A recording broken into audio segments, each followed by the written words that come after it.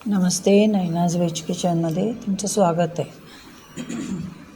आज आपण इथे ही वालपापडीची भाजी करणार आहोत। त्याच्यासाठी हे सगळं आधी निवडून घ्यायला पाहिजे। या शिरा ज्या मी दाखवते आहे त्या नीट शिजत नाहीत आणि भाजीची चव बिघडते त्याच्यामुळे। तसंच या वालपापडीमध्ये आतमध्ये किडकं असू शकतं किंवा आळ्याही असू शकतात, तर हे सगळं आपल्याला काढायला पाहिजे, म्हणूनच निवडायला लागते हे।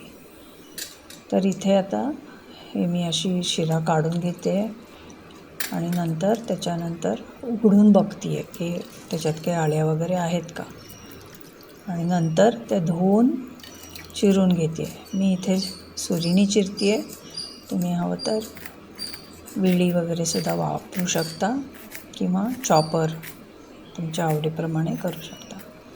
तर आता इथे आपली भाजी करायला तयार आहे। तर ही भाजी कशी केली आहे त्याची रेसिपी पण पहा।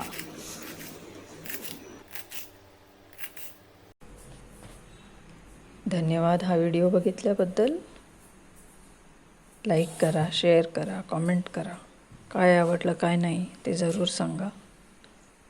भेटू पुन्हा पुढच्या व्हिडिओच्या वेळेला।